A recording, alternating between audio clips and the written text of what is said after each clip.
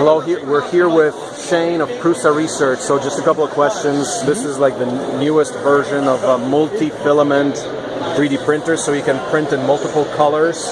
So for example, can you do something like print rubber with nylon inside of it to make rubber tires? Well, what you would need to do, you need to have filament that are right around the same print temperatures. Like for example, with that, it wouldn't work because between the difference of, say, the TPU and the nylon, the printing temperatures are way too much. But for example, you could easily do, say, PLA with PVA supports or BVOH.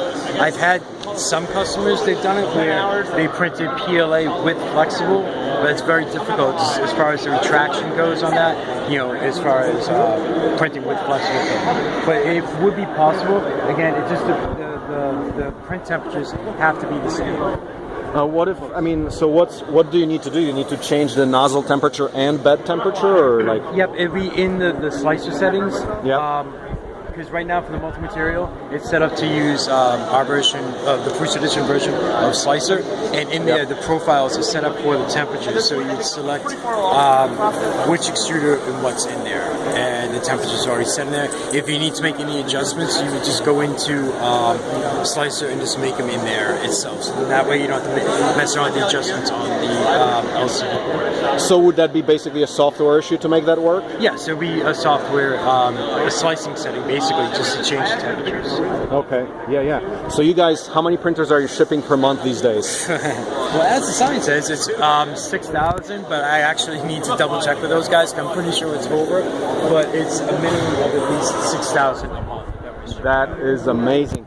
You guys are growing pretty intensely, increasing your staff and... Correct, yep, we're always growing. We just recently, in our factory, we just took over another floor, and they're just adding to that more. And as far as people in every possible way that we can grow, we are. Wow. And you guys are not short of orders? Orders are flocking in? Or? No. We always have orders coming in.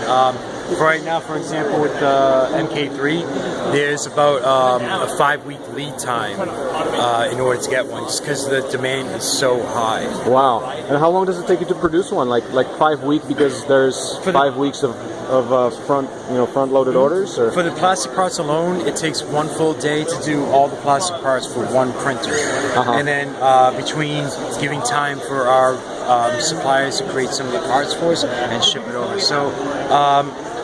Between the whole entire time, once it's all the parts are in, the plastic is done, and it's a few days to get the orders set, put them in, pack them up, and ship them out.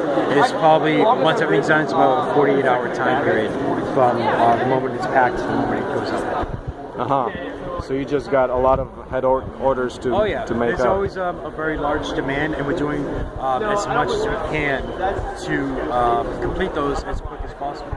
Right now we have a print farm that has 300 printers. The goal is to go over 500 printers with that. So right now they're working on an additional room to add more. And you also got your own extruder to make filament. Oh yes, exactly. That's something that's fairly new. Pretty soon we're going to be sitting there and selling our own brand of filaments. Right now we go through a manufacturer who creates this for us, but we want to sit there and do it all on our own right now. And very soon, all the printers itself, all the parts, will be 100% by us. So it'll be like, as far as plastic goes, it's going to be created and manufactured by us. Was that decision made largely on cost, so you save a lot on the filament costs, or more like control of the supply chain? It's definitely control of the supply chain thing, just so we don't have to rely on anyone else. We can get the job done ourselves. Yeah.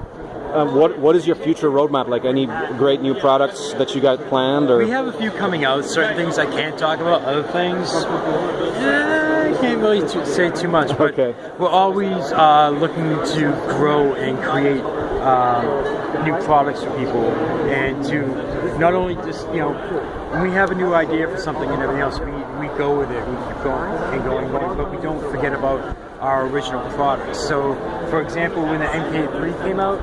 For our customers who had the MK2 or the 2S, we created upgrade kits for them. Yeah. So they can just keep on going, and that's always been the way of taking care of our customers. We don't want them to sit there and have to buy an entirely brand new unit when an upgrade comes out. We want to sit there and have them be able to modify their old existing printers to the newer standards. Yeah.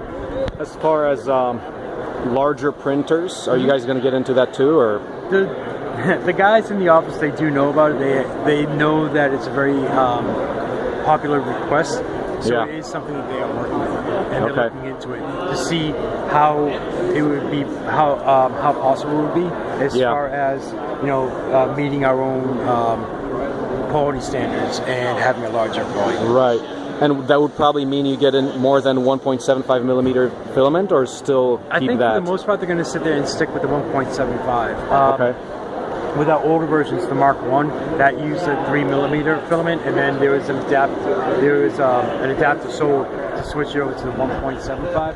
It's because from what I've seen, as far as different filament manufacturers go, it's kind of, they're moving from the 3 millimeter size filament to the 1.75. Did the MK1 work well with 3 millimeter, or was that problematic? No, it worked well, but there was some issues, and that had a reason to go from 3 to a 1.75 diameter. So that's why the upgrade for that was created. Okay, yeah. And what are some of the biggest changes you've got in an MK3 over the MK2, like here? Well, for right now, it would be the magnetic bed. So once this print is done, I just sit there and just lift this sheet up, bend it, and it comes right off of it. And that's one of the bigger things. As far as we have the INC board with the pneumatic drivers built into it, so that gives us a much quieter, quiet operation, yeah. Exactly, and faster.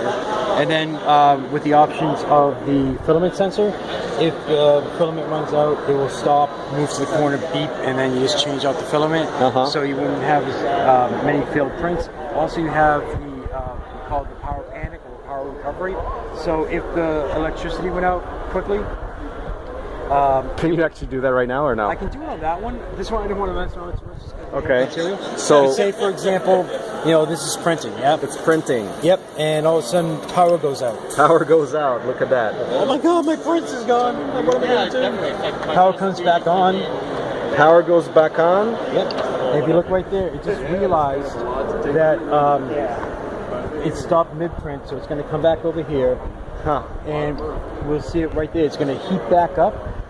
Once it reaches temperature, it's going to go right back to printing. Wow. Power interruption doesn't phase it. And you don't have any end stops because you're hitting into the barrier, and you measure the current, and that's your end stop. Correct. That's with the pneumatic drivers and the new INC board. So there's no physical switches anymore.